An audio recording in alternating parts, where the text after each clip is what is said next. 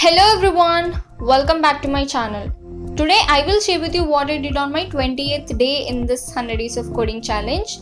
It's been 20 days. I must say that I have become better than before in coding. I learned how we use JavaScript in the field of web development. This is very interesting. Yesterday I got an error, right? I figured out the problem. The problem is not with the code, but the problem is with the API. Meals ID URL is not working.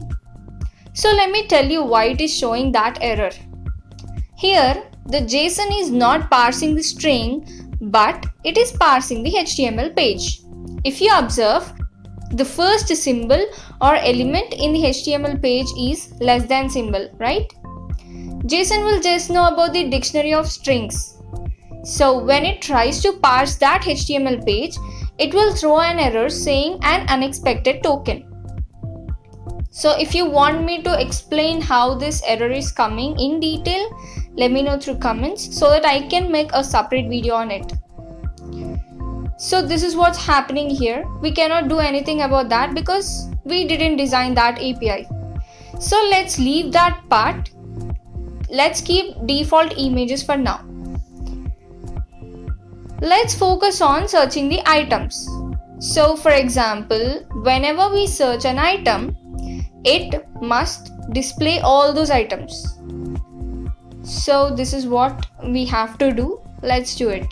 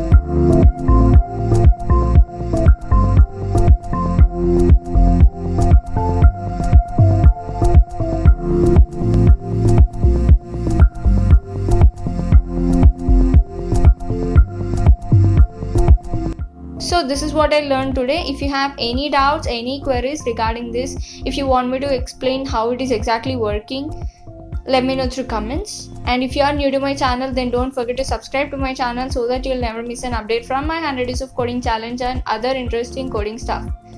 Thank you.